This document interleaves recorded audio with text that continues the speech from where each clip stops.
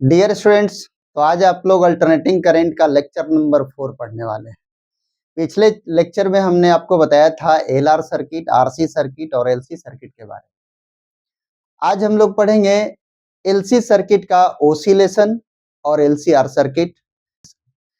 अब LC oscillation क्या चीज है, जरा देखिए। एलसी ओसिलेशन में क्या होता है, एक होता है इंडक्टर और दूसरा होता है कैपेसिटर। कैपेसिटर इनिशियली चार्ज कर दिया जाता है डीसी वोल्टेज से और चार्ज करके लगा दिया जाता है। मान लीजिए इस पर पॉजिटिव चार्ज है और इस पर नेगेटिव चार्ज है। यहां पर स्विच है ना, स्विच को हमने ऑन कर दिया। इनिशियली देखिए कहानी क्या है। स्विच को हमने ऑन कर दिया, यहां पर हो रहा है कि ये जो पॉजिटिव चार्ज है ये ऐसे ऐसे फिर आना यहाँ पे इस प्लेट पे शुरू हो जाएगा और ये नेगेटिव चार्ज ऐसे ऐसे इस प्लेट पर। कुछ समय के बाद ये सारे के सारे प्लेट पर के चार्ज इस पर आकर जमा हो जाएंगे पॉजिटिव, और नेगेटिव ऐसे आके इस पे जमा। तो फिर बात सिमिलर हो गई ना। अब फिर पॉजिटिव यहां से निकल के फिर इस पे आके जमा होगा और नेगेटिव आके इस पे जमा। इस तरह से चार्ज जो है ऐसे ऐसे ओसिलेट होता रहेगा और करंट भी ओसिलेट होता रहेगा।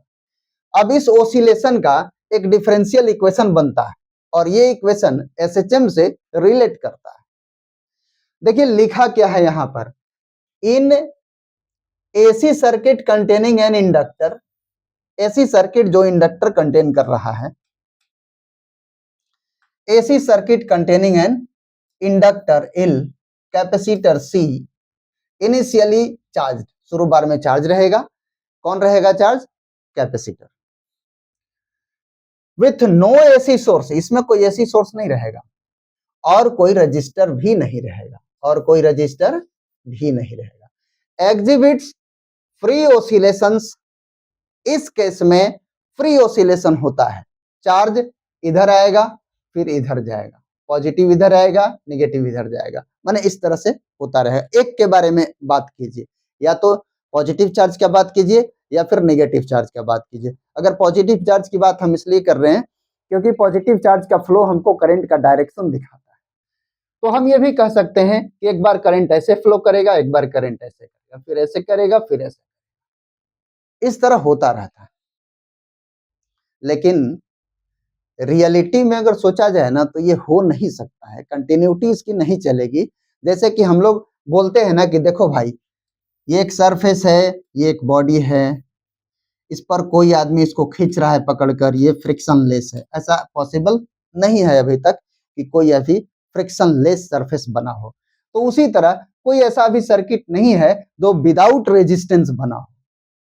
बट हम लोग मान के भी चल रहे हैं कि ऐसा ऐसा है, अभी मान के चल रहे हैं। बाद में फिर जो केसेज होंगे वो सब हम लोग सीखते हैं, लेकिन अभी मान के चल रहे हैं कि इसमें कोई रेजिस्टेंस नहीं है, but really it is not possible.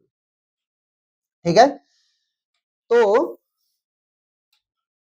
हाँ, ये हम बात कर रहे थे कि रेजिस्टेंस नहीं है। Exhibits free oscillation the charge Q of the capacitor satisfies the equation of simple harmonic motion। ये जो चार्ज क्यू का जो ओसिलेशन है ना, ये सिंपल हार्मोनिक मोशन के इक्वेशन को सेटिस्फाई करता है, जिसका डिफरेंशियल इक्वेशन ऐसा होता है। अब ऐसा कैसे बनता है ये हम आपको करके दिखाएंगे। इससे रिलेटेड कुछ क्वेश्चन भी बनते हैं, इक्वेशन बनता है, चार्ज का इक्वेशन बनता है, करंट का इक्वेशन बनता है, वो सब हम आज आपको बताएंगे। ठीक है, तो चलिए ये इस लाइन को लिख लीजिएगा, सर्किट बना लीजिएगा, डिफरेंशियल इक्वेशन लिख लीजिएगा और फिर हम लोग आगे बढ़ते हैं। यहां पर देखिए क्या है, अलग अलग cases of LC oscillation circuit दिखाया गया है। इनिशियल केस के बारे में सोचिए। यहां पहले बताया गया कि what happens to charge and energy in LC oscillation. LC oscillation में चार्ज और एनर्जी के साथ क्या होता है? तो क्या होता है, चार्ज ऐसे ऐसे घूमते रहता है और एनर्जी भी ऐसे ऐसे घूमते रहता है। मतलब charge oscillates and energy also oscillates. तो हम लिख सकते हैं हाँ, charge and energy both oscillates. Okay, ऐसा होता है। जरा यहाँ देखिए, एक कैपेसिटर है जो चार्ज करके लगा दिया गया, इधर पॉजिटिव और इधर नेगेटिव। पॉजिटिव की तरफ से करंट फ्लो हम लोग दिखाते हैं, ये चालू हो गया। अगर हमने ऑन कर दिया इसको, जब ऑन कर दिया तो करंट चालू हो गया। अब यहां से चार्ज निकलना शुरू हो गया, चार्ज निकलने लगा, कुछ चार्ज बचे हैं मात्र, यहां पर भी थोड़े चार्ज बचे हैं। अब इस केस में जब निकल गया चार्ज तो करंट फ्लो होने लगा। जब करंट फ्लो होता है किसी इंडक्टर से तो आपको पता होगा कि इंडक्टर में मैग्नेटिक फील्ड बनता है, इंडक्टर में मैग्नेटिक फील्ड बनता है, तो ये मैग्नेटिक फील्ड जनरेट होना शुरू हो गया। आगे देखिए, सारा का सारा चार्ज यहां से निकल गया, और जो निकल गया तो यहाँ कंप्लीट मैग्नेटिक फील्ड, काफी मैग्नेटिक फील्ड बना है, भरपूर, मैक्सिमम। अब क्या हुआ कि ये जो चार्ज निकल चुका था अब धीरे धीरे आकर पॉजिटिव इस प्लेट पे जमा होना शुरू हो गया और नेगेटिव इस पे जमा होना शुरू हो गया। तो धीरे धीरे ये कम होने लगा मैग्नेटिक फील्ड। देखिए फाइनली टोटल चार्ज इस प्लेट पर पॉजिटिव आ गया और इस पे नेगेटिव आ गया, और यहाँ पे करंट बंद हो गया। अब यहाँ पे मैग्नेटिक फील्ड बनना बंद हो गया। जरा सुनिए, ये अभी हुआ है हाफ ओसिलेशन, क्योंकि अभी चार्ज यहाँ से इस प्लेट से चल के सिर्फ इस प्लेट पर आया है, अभी लौट के गया नहीं है, ठीक है। तो हाफ ओसिलेशन कंप्लीट हो गया। अब दोबारा इसी बात को हम समझ सकते हैं कि इधर से ऐसे करके ऐसे चलेगा और फिर अपना कंप्लीट करेगा। एनर्जी के बारे में जरा सोचिए जब कैपेसिटर कंप्लीटली चार्ज था तो चार्ज कितना था इस पर, क्यू नॉट था। एनर्जी कितना है, Q maximum square by 2c। याद कीजिए उस दिन को जिस दिन की आप कैपेसिटर का एनर्जी निकाल रहे थे और वहां पे आपको एनर्जी का फॉर्मूला मिला था क्यू स्क्वायर अपॉन 2c। तो वही क्यू स्क्वायर अपॉन 2c यहाँ मैक्सिमम एनर्जी दिखाया जा रहा है कैपेसिटर के ऊपर। कब, जब टाइम 0 है, अभी हमने ऑन किया ही नहीं, तो उस समय इसकी एनर्जी कितनी है, क्यू स्क्वायर अपॉन 2c। शुरू हो गया करंट, शुरू हो गया, मैक्सिमम सारा चार्ज यहां से निकल गया, तो यू कितना हो गया, you E, electrical energy. Capacitor में जो एनर्जी होता है वो इलेक्ट्रिकल एनर्जी होता है, और इंडक्टर में जो एनर्जी होता है वो मैग्नेटिक एनर्जी होता है, ठीक है। तो यहाँ का एनर्जी हो गया 0 और टोटल एनर्जी आ गया यहां पर। Magnetic energy in inductor that is equal to 1/2 LI square. यहां पर करंट अभी मैक्सिमम। आप कह सकते हैं क्या ये और क्या ये बराबर है, तो हाँ बराबर है, अभी तो हम बोल सकते हैं केवल, लेकिन आगे हम आपको उसको जस्टिफाई करके प्रूव करके भी दिखाएंगे कि हाँ दोनों बराबर है, मतलब एनर्जी लॉस नहीं होता है, there is conservation of energy in LC oscillation. ठीक है, तो आपने देखा कि एनर्जी यहां पे आ गया। क्या आप ये भी सोच पाए कि एनर्जी को कन्वर्ट होने में from electrical energy to magnetic energy convert होने में कंप्लीटली कितना समय लगा? देखो, हम आपको बताए थे कि इस जगह से इस जगह पहुंचने में हाफ टाइम लगा है, अभी बताए थे ना कि अभी तो हाफ ही ओसिलेशन हुआ है, और ये क्या है, अभी बीच बीच में है, यानी ये काम T/4 पे चल रहा है। T/4 टाइम पर एनर्जी ये कंप्लीटली कन्वर्ट हो गया T/4 पे। ठीक है, ओके, इसका ग्राफ भी हम आपको दिखाएंगे, एनर्जी का transformation from electrical energy to magnetic energy, magnetic energy to electrical energy. वहां पर आपको पता चल जाएगा, आप ये जान जाएंगे कि एक ओसिलेशन में 2 बार एनर्जी चेंज होता है, एक ओसिलेशन में 2 बार एनर्जी चेंज होता है, electrical to magnetic, magnetic to electric, ठीक है। तो T/4 टाइम में electrical energy completely magnetic energy में कन्वर्ट हो गया, और फाइनली फिर यहां पर U electrical Q square upon 2c आ गया, फिर अपने जगह पे आ गया, यानी हाफ ऑसिलेशन में अपने जगह पे फिर ये पहुंच गया एनर्जी।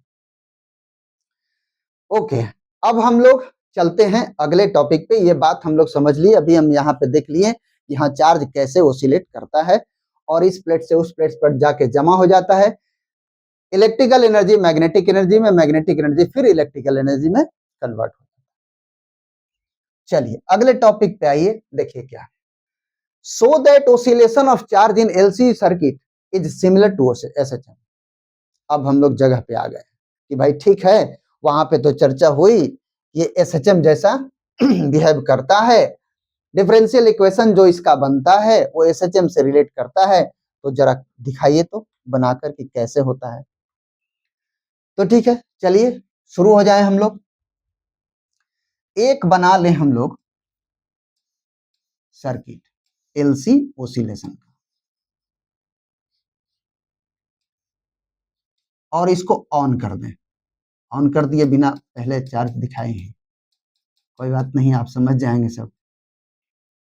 ऑन कर दिए, जब ऑन कर दिए तो ये जो इंडक्टर है अपोजिट ईएमएफ इंड्यूस करता है, यानी इधर पॉजिटिव करेगा और इधर नेगेटिव करेगा। तो according to Kirchhoff voltage law, according to KVL, अगर इसका हम क्या KVL according to Kirchhoff voltage law में क्या पढ़ते हैं, sum of potential drop is equal to 0। याद कीजिए वो दिन जब आप करंट इलेक्ट्रिसिटी पढ़ रहे थे और वहां पे आप किरचॉफ वोल्टेज लॉ पढ़े थे, उसमें दो लॉ पढ़े थे, एक था केसीएल किरचॉफ करंट लॉ और दूसरा था केवीएल। तो sum of potential drop around a loop is equal to 0, यही पढ़े थे। तो चलिए यहां पर हम लोग लिख लेते हैं इसका। ऐसा करते हैं कि हम लोग एक ड्राइंग बनाते हैं कि देखो भाई हम इक्वेशन ऐसे करके लिख रहे हैं ऐसे। तो यहां से शुरू किए हैं, तो इसका पोटेंशियल क्या लिखाएगा, V इक्वल टू क्या लिखते हैं, Q बाई C लिखते हैं। और इधर हमारा फाइनल में बाद वाला कैपेसिटर और बैटरी, दोनों का नियम क्या था कि बाद में जो टर्मिनल होगा वही उसका साइन होगा पोटेंशियल का। तो चलिए यहां पे लिख लेते हैं प्लस Q अपॉन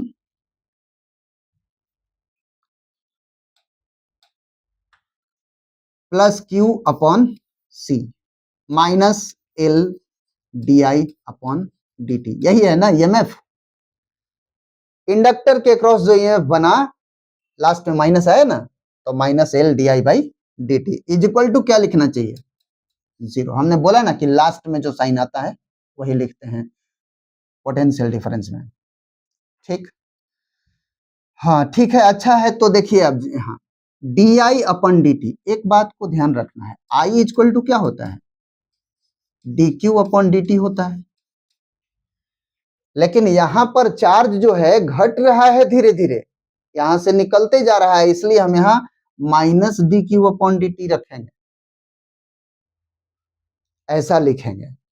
और हमको चाहिए DI अपॉन DT, क्या करें बोलिए, इसको एक बार डिफरेंशिएट कर दे, DI अपॉन DT मिलेगा ना, उसके बदले ये चार्ज मिल जाएगा। चार्ज का भी डिफरेंशियल इक्वेशन आएगा, देखो करके कैसा होता है, DI upon DT is equal to minus D²Q DT square. इसके लिए तो सेकेंड ऑर्डर हो जाएगा ना, इसके लिए तो फर्स्ट ऑर्डर, बट इसके लिए सेकेंड ऑर्डर हो जाएगा। अब जरा देखो DI अपन DT के बदले हम ये वाला लिख सकते हैं, बढ़िया से ध्यान से देखना है। DI अपन DT के बदले इसको लिख सकते हैं, यहां लिखो Q upon C minus L minus D²Q upon DT is equal to 0। Minus minus plus हो गया, Q upon C plus L D²Q DT is equal to 0। थोड़ा सीधा करके लिख लें अपनी कन्वीनियंस के लिए,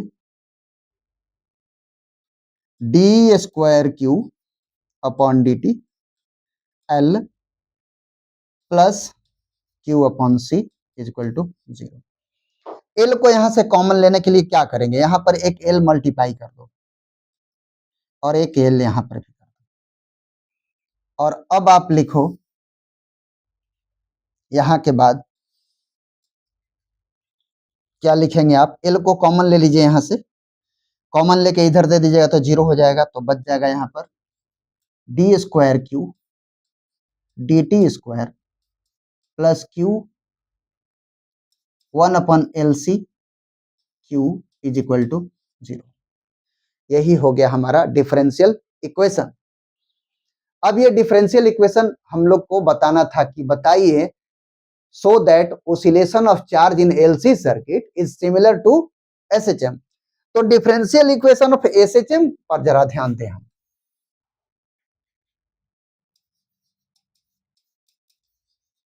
डिफरेंशियल इक्वेशन ऑफ SHM पर ध्यान दें तो वो होता है D square X D T square plus omega square X is equal to 0। क्या दोनों सिमिलर लग रहा है? 1 and 2। This is 1 and this is 2। क्या दोनों सिमिलर लग रहा है? लग रहा है कि नहीं?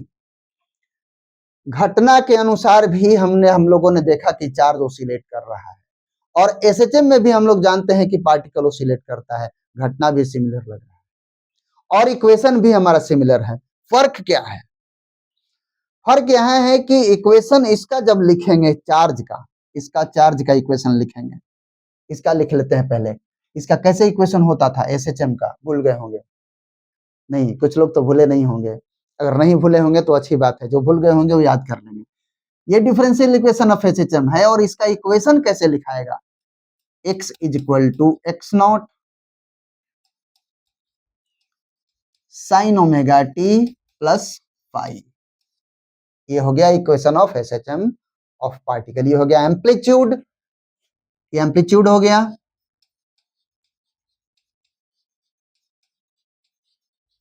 और ये हो गया instantaneous displacement, phase difference, angular frequency same है। यहां पर कैसे लिखाएगा?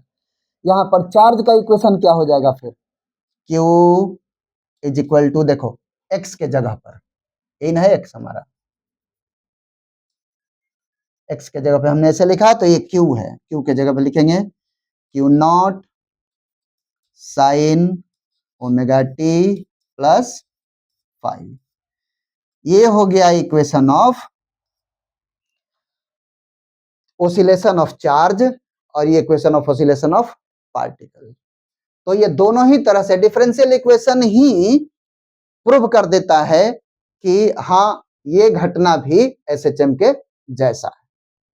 ये आप नोट कर लेंगे ठीक से, क्योंकि इसमें बीच बीच से कहीं कहीं कुछ क्वेश्चन आती है। ठीक है, आगे चलें। पॉज करके आप आराम से पॉज कर लीजिए और पॉज करके नोट कर लीजिए।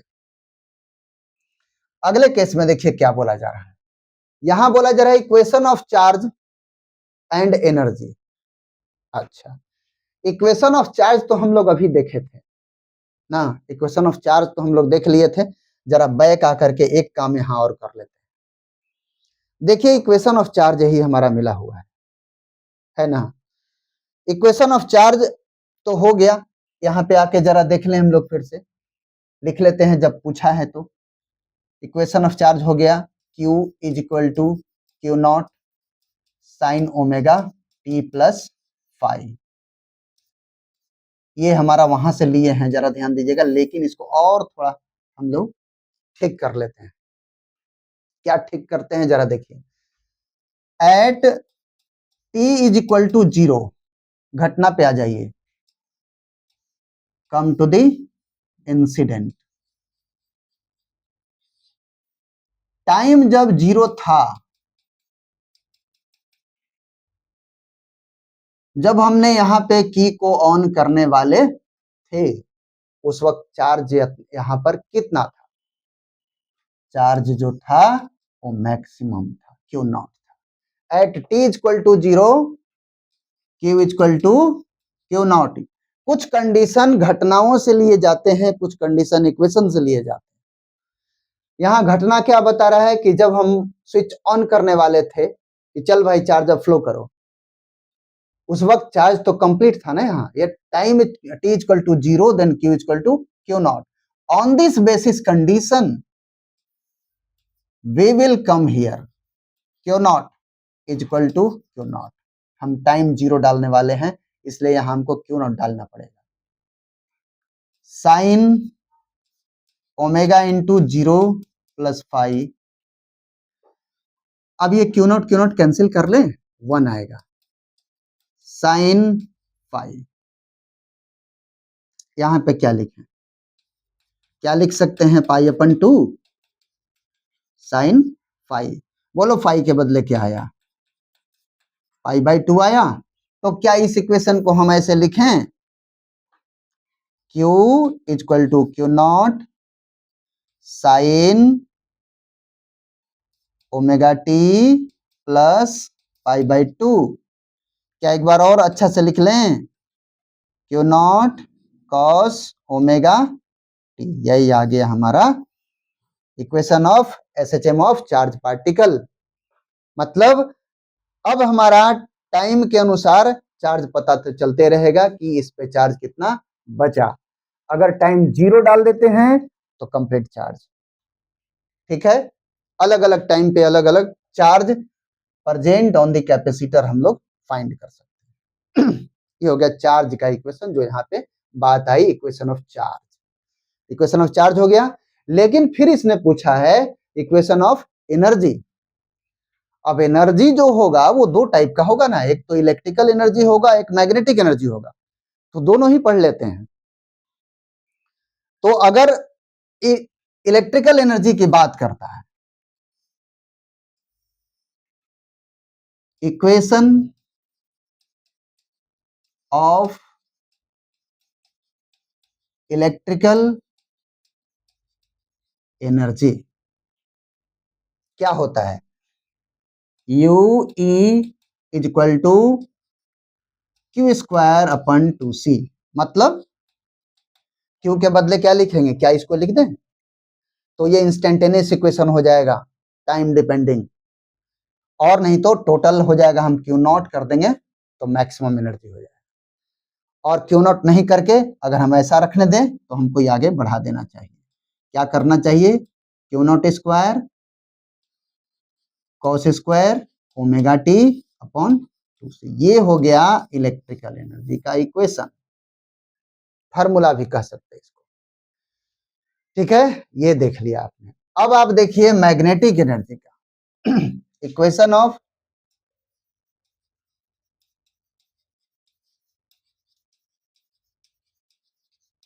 Magnetic energy.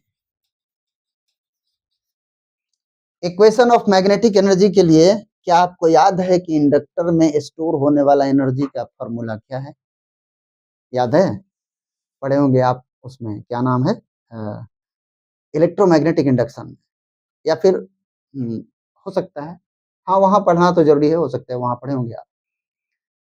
तो है याद, नहीं है तो हम याद कराते हैं,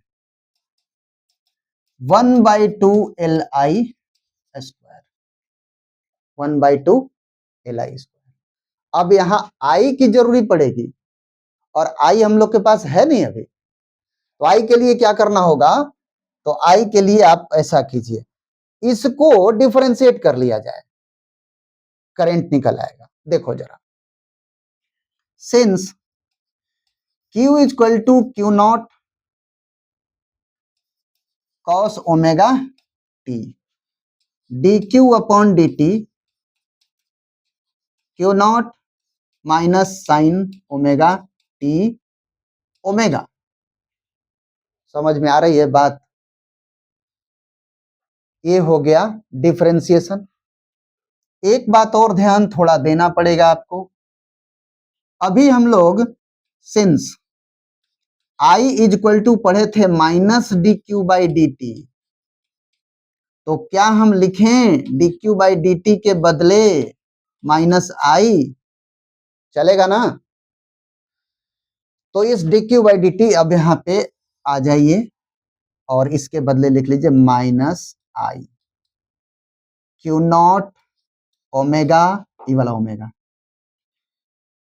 माइनस साइन, माइनस यहां लिख लीजिए, ये वाला माइनस को, साइन ओमेगा टी, ये माइनस कैंसिल, और आई का आपको मिल गया। देखो इसके बदले, टोटल के बदले टोटल के बदले मान लिया जाए, टोटल के बदले अब आई नॉट अगर लिख दीजिएगा तो आपको करंट का इक्वेशन आ गया, टाइम डिपेंडिंग करंट। लेकिन एक बात और ध्यान देना होगा कि आई नॉट के बदले क्या है, यहां पर आई नॉट के बदले क्यू नॉट ओमेगा है।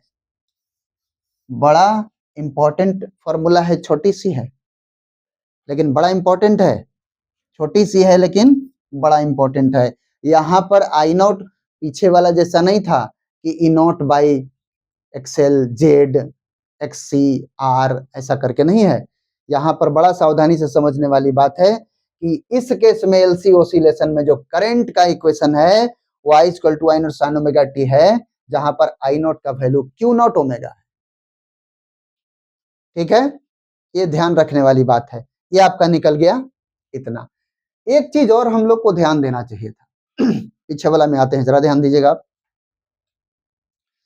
जब यहां पे हम लोग आ गए थे, ये था differential equation of SHM of particle, तो यहां पर ओमेगा एंगुलर फ्रीक्वेंसी इस ओमेगा से हम ले लिए थे,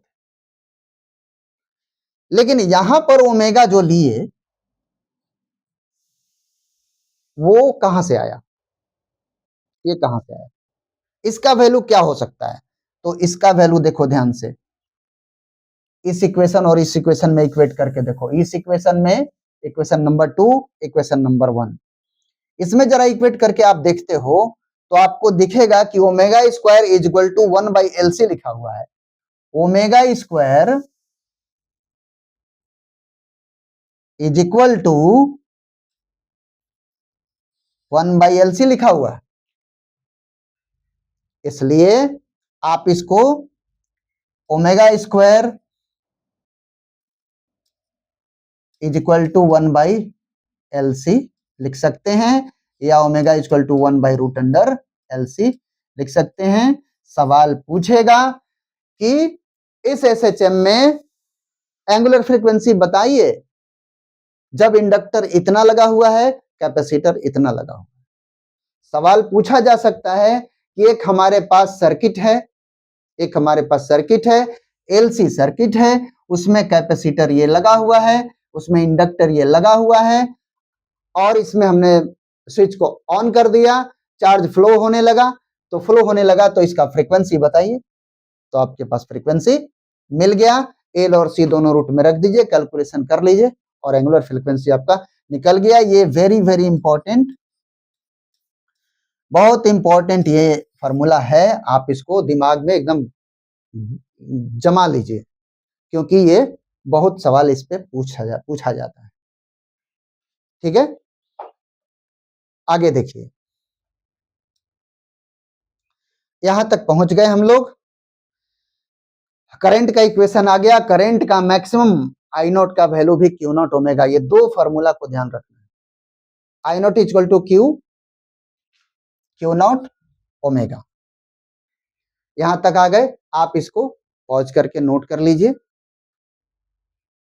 फिर आगे चलते हैं। अब लेकिन आगे हम लोग को अभी एक काम करना बाकी रह गया है कि एनर्जी का फॉर्मूला लिखना है, क्या मैग्नेटिक के फॉर्म में, एनर्जी का फॉर्मूला लिखना है मैग्नेटिक के फॉर्म में। चलिए, तो मैग्नेटिक के फॉर्म में हम एनर्जी का फॉर्मूला लिख लेते हैं। आगे देखिए, एक ले लेते हैं स्लाइड और लिखते हैं, U B is equal to होता है 1/2 LI²। वहां हम लोग लिखे थे ना, हाँ यहाँ पे लिखे हुए थे। अब इसी को हम प्रोसीड कर रहे हैं आगे, इसी को हम आगे प्रोसीड कर रहे हैं, ध्यान दीजिएगा, इसी को हम आगे लेके जा रहे हैं और अगले स्लाइड पे हम आ गए हैं। यहाँ ये देखिए, अब यहाँ पर वो 1/2L आई का जो फॉर्मूला था, आई का क्या फॉर्मूला था, I naught square sine square omega, ये हो गया। दूसरा एक इसको फॉर्मेट और दूसरा भी हो सकता है, वो क्या हो सकता है यूबी का 1/2 L क्यू नॉट का स्क्वायर ओमेगा का square cos square omega T. क्या था हम लोग का, एक बार देख लेते हैं। हाँ नहीं साइन था, ठीक है ना, साइन।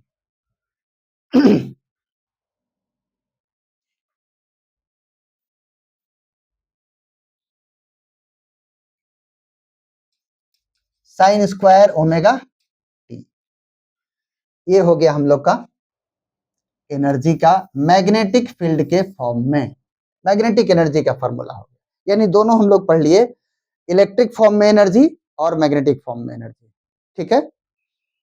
अब चलो आगे। हाँ आगे देखिए क्या कहता है, prove that energy in LC oscillation is conserved, also plot graph of electrical energy and magnetic energy. Conservation of energy हम लोग को देखना है, कंजर्वेशन ऑफ एनर्जी। तो देखो भाई, टोटल एनर्जी जो है वो या तो क्यू नॉट का स्क्वायर बाई 2c है, या फिर 1/2 Li स्क्वायर है, या फिर हम कह सकते हैं टोटल एनर्जी को कि U B U E plus U B है। कोई इंस्टेंटेनियस है, ये इंस्टेंटेनियस है कोई टाइम पर, या तो इतना है टोटल एनर्जी हो गया। अब इस वक्त यूबी जीरो रहेगा, इस वक्त यूई जीरो रहेगा, मतलब टोटल इलेक्ट्रिकल एनर्जी हो गया, तो उस समय मैग्नेटिक जीरो रहेगा। ये टोटल मैग्नेटिक एनर्जी है, इलेक्ट्रिकल जीरो रहेगा। और मान लिए थोड़ा इलेक्ट्रिकल रहेगा थोड़ा मैग्नेटिक रहेगा, तो दोनों मिलाना पड़ेगा ना, फिर दोनों मिक्स करके लिखना पड़ेगा, तब वो टोटल के बराबर आएगा। तो ऐसे भी लिख सकते हैं हम। तो यहीं पे हम जोड़कर दोनों देखते हैं, या तो इतना आना चाहिए या इतना आना चाहिए, प्रूव हो जाएगा। तो चलिए यूई को देखते हैं। ये हो गया हम लोग का क्यू नॉट का square cos square omega T upon 2c।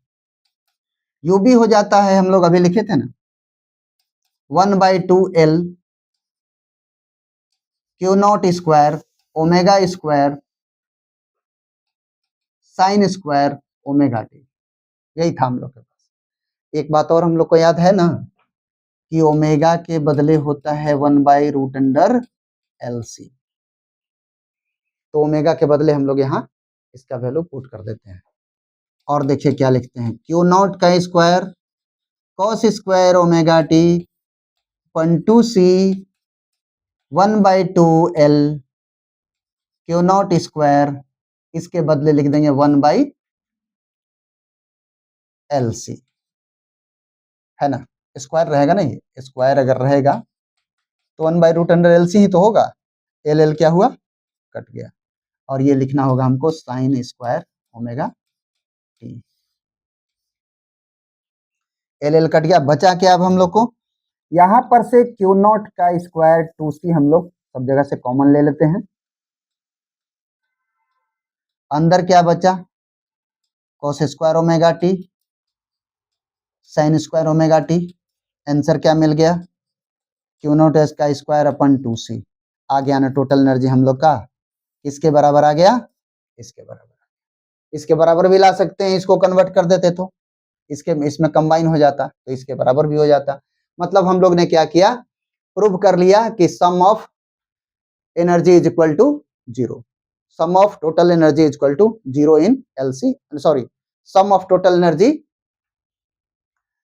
Is conserved, sum of total energy in LC oscillation is conserved. अब देखो आगे, फिर क्या हम लोग को देखना था, ग्राफ प्लॉट करना है। ग्राफ प्लॉट करने के लिए चलिए इसमें हम लोग ग्राफ प्लॉट कर लेते हैं। इन practical energy in LC circuit decays, practical life में क्या होता है, रेजिस्टेंस होता है। प्रैक्टिकल में जो एलसी सर्किट है उसमें रेजिस्टेंस होता ही है, इसलिए प्रैक्टिकली इन प्रैक्टिकल एनर्जी गोज डिकेज, ठीक है, डिके करता है और उसका ग्राफ ऐसे बनता है। ये टाइम हो गया, ये यू बी हो गया, एनर्जी लिख सकते हैं यू, और उसको हम ऐसे करके दिखा सकते हैं। डीके करते हुए एनर्जी धीरे धीरे घटते घटते जीरो। लेकिन जो हम लोग हाइपोथेटिकल बात कर रहे हैं, जो अभी पढ़ रहे हैं कि नहीं वो ओसिलेट करता रहेगा, तो उस स्थिति में क्या हम लोग दिखाएंगे, एनर्जी ग्राफ। तो उसमें भी हम लोग दिखाते हैं। ये हो गया टाइम 1 2 2 3 4 5, इस तरह से कुछ टाइमिंग बना लीजिए। और यहाँ पे लिख लीजिए यू बी जो है हमारा वो इनिशियली जीरो है, और इलेक्ट्रिकल एनर्जी हमारा इनिशियली जो है वो कुछ न कुछ है। तो जैसा कि हम लोग देखे थे कि चार्ज करके कैपेसिटर को चार्ज करके हम लगा दिए हैं, तो एनर्जी तो शुरू में रहेगा ही उसका, वो भी रहेगा तो मैक्सिमम रहेगा। बीच में एक लाइन और ड्रॉ कर लेते हैं, मिडिल लाइन रहेगा, एक टॉप मोस्ट वाला लाइन भी ड्रॉ कर लेते हैं। ठीक है अब चलते हैं ऐसे,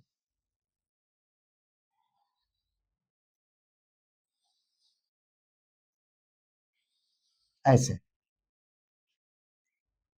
और इसको ऐसे करके हम लोग दिखाते हैं। क्या हो रहा है ये, तो हो ये रहा है कि अगर ये वाला हमारा इलेक्ट्रिकल एनर्जी है,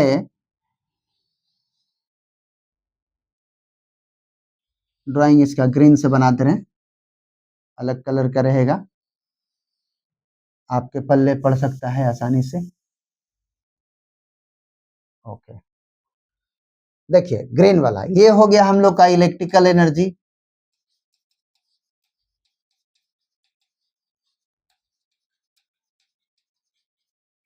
मैक्सिमम है टाइम जीरो पर, और मैग्नेटिक एनर्जी जीरो है। जब इलेक्ट्रिकल एनर्जी जीरो हो गया तो मैग्नेटिक एनर्जी मैक्सिमम हो, ऐसा हुआ। और जब मैग्नेटिक एनर्जी जीरो हो गया तो इलेक्ट्रिकल एनर्जी फिर मैक्सिमम, ऐसे दिखाया जा रहा है। इसी तरह कन्वर्जन चल रहा है। तो ये ग्राफ आपका हो गया एनर्जी का, एसएचएम करते हुए चार्ज पार्टिकल। ठीक है, आगे देखिए। अब ये क्या है, हम लोग का क्वेश्चन है क्या, देखिए what is time elapse when energy in LC oscillation is equally distributed on capacitor and inductor. बढ़िया से सवाल को समझना है, क्योंकि ये सवाल बहुत इंपॉर्टेंट है। बोल रहा है कि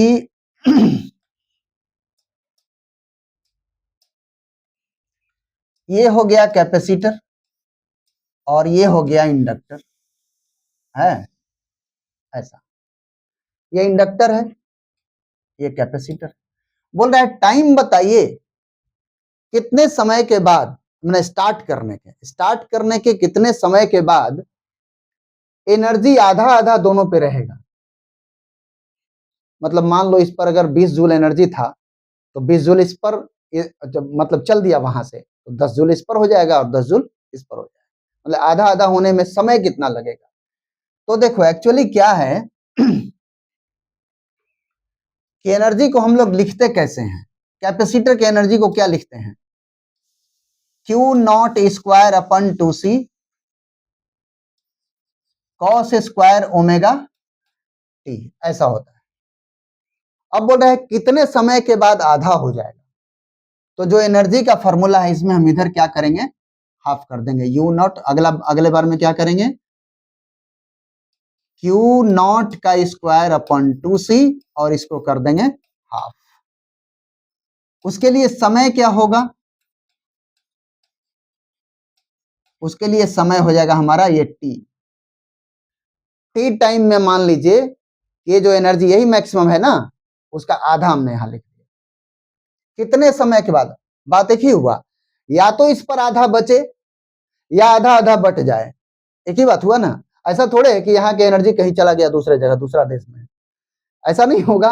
अब चूंकि यहाँ इलेक्ट्रिकल एनर्जी था तो अब आधा ही बचा है यहाँ पर, अगर तो आधा सर्टेन इस पर होगा और दूसरे जगह कहीं नहीं जाएगा। इसलिए हम इसी की बात कर लेते हैं, कितने समय में इस पर एनर्जी आधा बचेगा।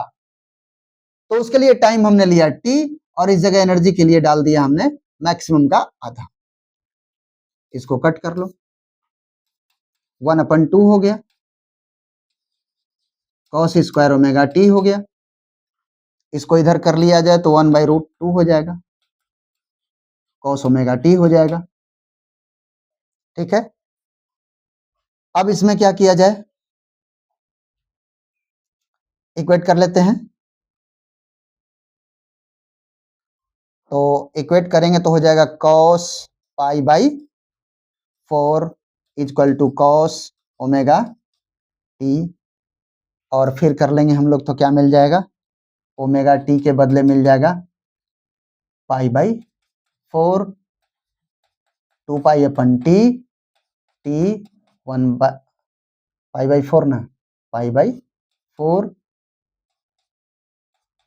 पाई कट कर ले हम लोग तो टी हमारा हो गया T/8,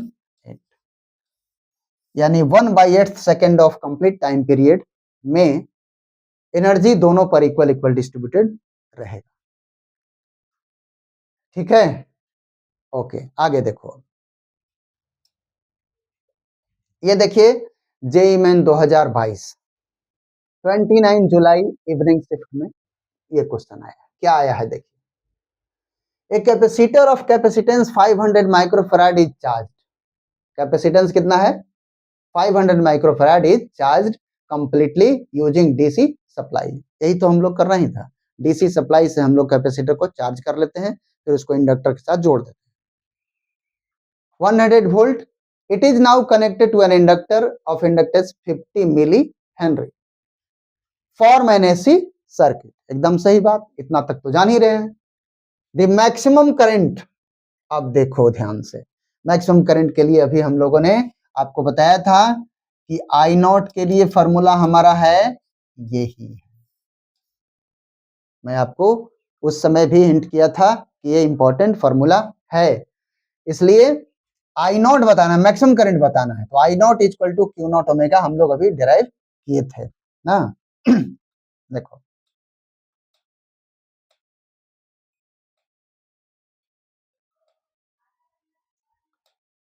ये देखिए है ना, हम लोग डिराइव किए थे, तो अब हम लोग उसको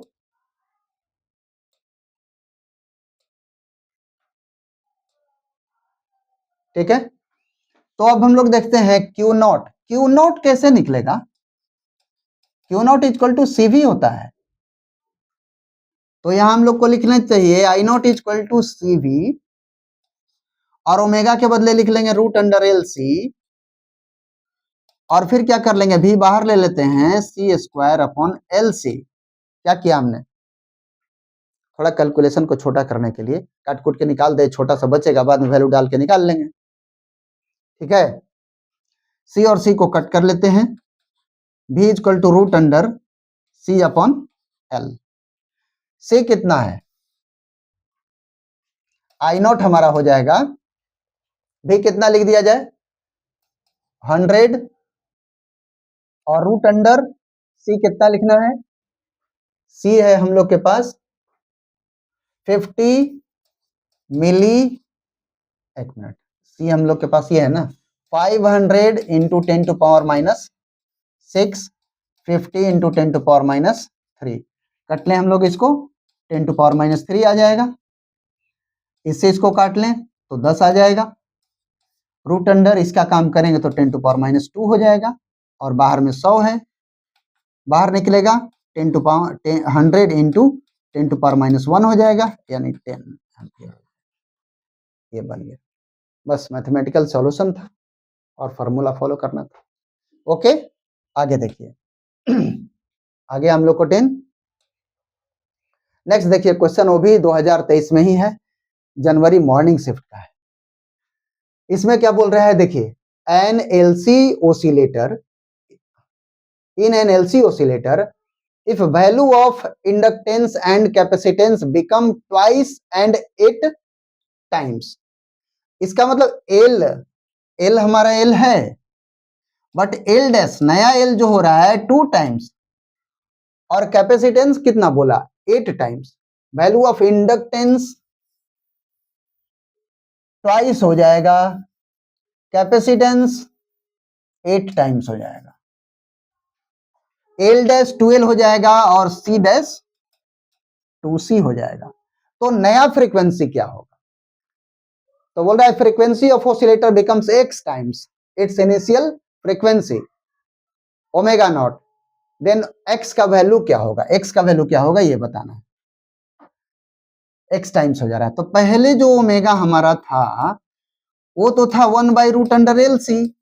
अब जो ओमेगा हुआ ओमेगा डैश हो गया, उसको हम लिख देंगे √L डैश C डैश, ऐसा कर लेंगे L डैश C डैश। अब दोनों को बाई कर लिया जाए, आगे बढ़ के लिख लेते हैं जरा देखो 1/√LC 1/√2L@C 16 देखो हो जाएगा। एक बार और आगे बढ़ते हैं, LC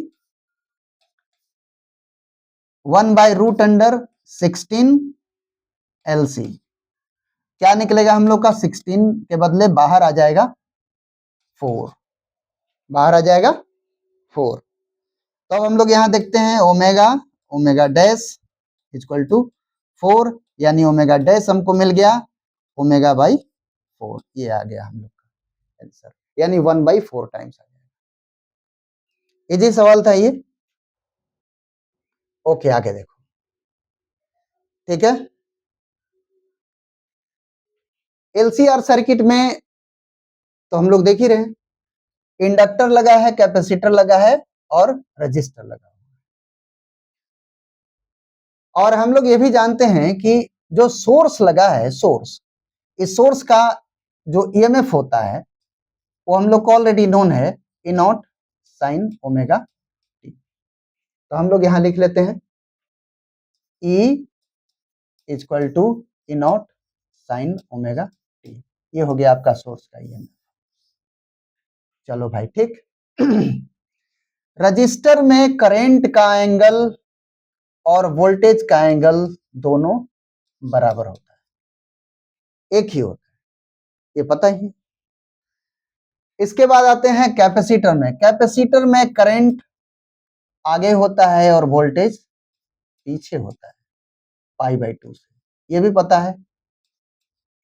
इंडक्टर में करंट से वोल्टेज आगे होता है π/2, ये सब पता है। मिला जुलाकर फेजर डायग्राम कैसा बनेगा? मिला जुलाकर फेजर डायग्राम कैसा बनेगा? तो मिला जुलाकर फेजर डायग्राम कुछ ऐसा बनने वाला है, I VC VL ऐसा बनेगा। करंट का इक्वेशन कैसा बनेगा? तो करंट का इक्वेशन थोड़ा इस बार 2 गो बनेगा। कैसे बनेगा देखो, इफ, यहां पे देखो, if VL greater than VC, अगर VL VC से बड़ा होगा तो फेजर डायग्राम बन जाएगा कुछ ऐसा। VL बड़ा दिखाइए, ये करंट दिखाइए, और इधर रेजिस्टेंस भी दिखा दीजिए, VR वाला पोटेंशियल दिखाइए, और ये हो गया इफेक्टिव वोल्ट। मतलब ये घटने के बाद, एक्चुअली इसको लिख लेते हैं ऐसे, VL माइनस VC कौन हो गया? ये वाला हो गया, ये हो गया रजिस्टर वाला वोल्टेज, और ये हो गया इफेक्टिव वोल्टेज जो फाई एंगल बना रहा है, जिसको हम ईएमएफ की बात कर रहे हैं, ठीक है। तो करंट का इक्वेशन क्या लिखाएगा? इस केस में करंट का इक्वेशन हो जाएगा I naught sine omega T minus phi, EMF से फाई एंगल पीछे करंट हो गया। I नॉट का क्या होगा formula? I naught equal to E naught upon Z. Z क्या हुआ? जेड इंपीडेंस है, नोन है आपको, इम्पीडेंस है तो कैसे लिखेंगे इसको? तो इम्पीडेंस को लिखेंगे यहाँ R square plus XL minus XC का स्क्वायर, ऐसा। इस तरह से हम लोग जेड को लिखेंगे। ये हो गया आपका एलसीआर सर्किट में जब भी एल बड़ा होगा वीसी से, इसकी कहानी हो गई अपनी। इसको आप ऐसे अकेला अकेला बना लीजिए। ये उस केस का मामला है। अगली केस में देखो क्या है, if VC greater than V L, phasor diagram कुछ ऐसा बनेगा। देखो इस तरह बनेगा। ये हो गया हम लोग का वीसी माइनस वी एल, ये वीसी है, ये वी आर है, करंट है आई, ठीक है, ऐसा हो गया। रिजल्टेंट, रिजल्टेंट इधर होगा ईएमएफ। करंट का इक्वेशन क्या बनेगा? इसमें भी हम लोग को फेजर डायग्राम फेज बनेगा पाई। करंट का इक्वेशन क्या लिखेंगे? I equal to I not sine omega T minus five हो जाएगा। यहाँ वोल्टेज से नहीं, माइनस नहीं, प्लस, प्लस ना ऊपर, प्लस फाइव, ऐसा हो गया। यहाँ पर इस केस में करंट का इक्वेशन ऐसा बनेगा, आई नॉट, आई नॉट हो जाएगा ए अपन जेड, और जेड, जेड ऐसे ही बनेगा, ऐसे जेड ऐसा ही रहेगा। बात फिर आ गई इस फाई और इस फाई की। तो इस फाई के समय फेजर में फाई का वैल्यू कैसे निकलेंगे? तो tan phi is equal to, हम इसका इंपिडेंस ट्रायंगल अगर बनाएं ऐसे, तो हम लोग लिख सकते हैं XC minus XL R phi, यही है ना। इसमें अगर हम ऐसे बना लें तो यहां लिख लेंगे हम लोग XC minus XL R. Actually देखो ये मोड होता है, क्योंकि स्क्वायर यहाँ स्क्वायर होती है ना, ये मोड होता है, पॉजिटिव नेगेटिव का मतलब नहीं रह जाता फिर। तो इस केस में हमारा फेज ऐसे निकलता है, और इस केस में फेज टेन फाई अगर निकालना है तो इसका भी हम लोग बना सकते हैं इम्पीडेंस ट्रायंगल, और उस केस में हो जाएगा एक्स एल माइनस एक्स सी, और ये हो जाएगा आर, ये हो जाएगा फाई। तो इसको फिर अपनी बार ऐसे लिख लेंगे, XL minus X C upon R. इस समय ऐसा बनेगा फेज निकालने के लिए फॉर्मूला। तो यही कहानी हो गई आपकी एलसीआर सर्किट का। इसमें आपने देख लिया करंट का इक्वेशन, देख लिया ईएमएफ का इक्वेशन, देख लिया इंपीडेंस का फॉर्मूला, देख लिया फेज निकालने के लिए, देख लिया। दैट्स इट क्वेश्चन, ठीक है। जरा देखिए आगे, देखिए क्वेश्चन आपके सामने आया, कहां कहां से आएगा। हमने आपको बताया था अभी कि कहां कहां से क्वेश्चन आएगा, याद कीजिए जरा।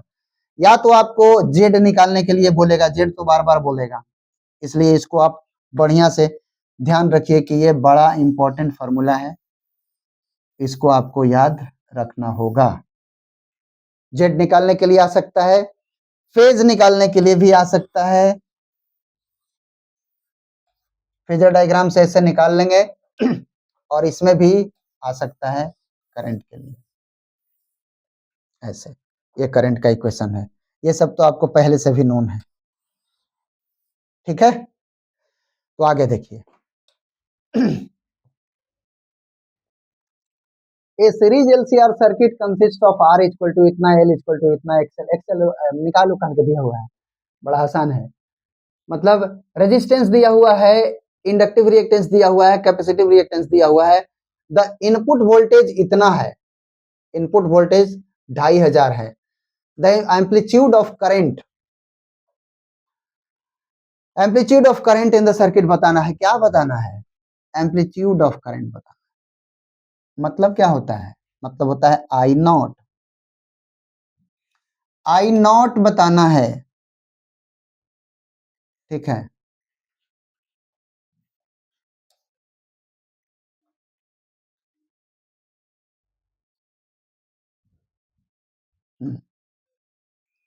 आई नॉट बताना है हम लोग को।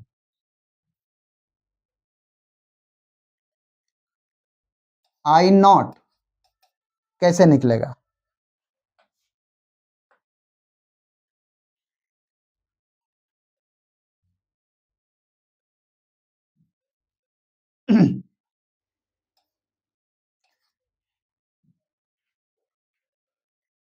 हाँ, आई नॉट बताना है। आई नॉट कैसे निकलेगा? तो वो हो जाएगा E nought upon Z. E nought कितना दिया है? 2500 दिया है। जेड का मामला क्या है भाई? जेड यहां निकाल लो। रूट अंडर 80 का स्क्वायर प्लस कितना दिया यहां पे? 100 माइनस 40, यही बात है ना? एक्सएल माइनस एक्सी का whole square. Root under 80 square plus 60 square, क्या आएगा आंसर? 100 आएगा। आप 100 यहां लिख दो, काट लो।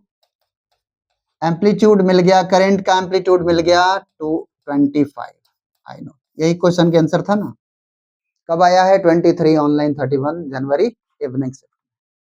ठीक है, तो इस तरह से हम लोग को निकल गया, ये न्यूमेरिकल टाइप क्वेश्चन था, 25 एम्पियर। आगे देखिए,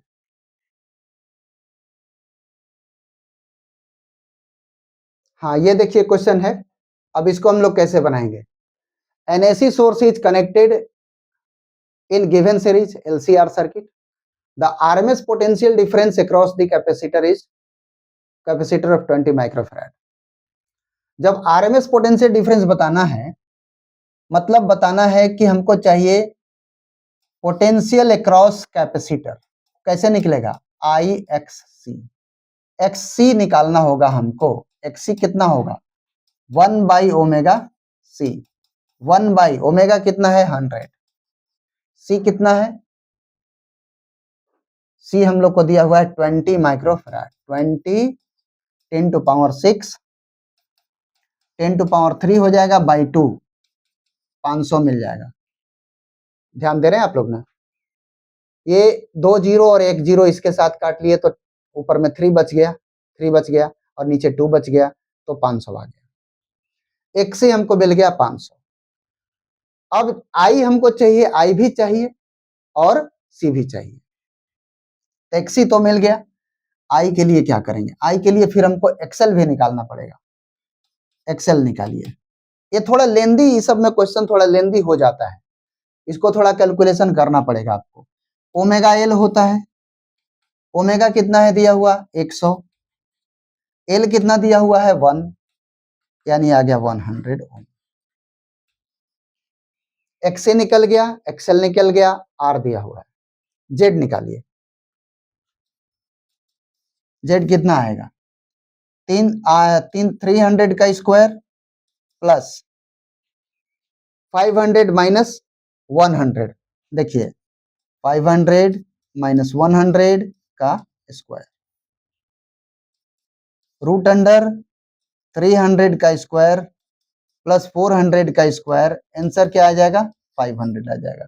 था ना हम लोग का 3 का स्क्वायर प्लस 4 का स्क्वायर इक्वल टू 5, तो 300 का स्क्वायर प्लस 400 का स्क्वायर 500 स्क्वायर आ गया। ये क्वेश्चन आया हुआ है 2024 में, ठीक है ना? तो ये हम लोग को मिल गया जेड। आई निकालना पड़ेगा, देखिए जरा ध्यान से। आई, तो आई नॉट पहले निकालते हैं। आई नॉट के लिए हमारे पास आ जाएगा ई नॉट बाई जेड, 50√2/500, काट देंगे तो 10 हो जाएगा ना, √2 अपन 10 हो जाएगा। ये आ गया हम लोग को आई। अब हमको आरएमएस चाहिए, आरएमएस वोल्टेज बताना था, इसलिए आई आरएमएस निकालना होगा। आई आर एम एस, तो √2 अपन 10, √2 से डिवाइड करना होगा तो कट जाएगा, तो आंसर आ गया 1/10। करंट हमारा हो गया 0.1 एम्पियर आरएमएस। ठीक है, अब हम लोग VC की बात करते हैं। Potential difference across capacitor. I हो गया हम लोग का 0.1 और एक्सी कितना है, एक्सी हमारा आया है 500, तो आंसर क्या आ जाएगा 50 ओम, ऐसा। ठीक है, तो ये आंसर आ गया। अब इसको देखिए क्या है 50 वोल्ट।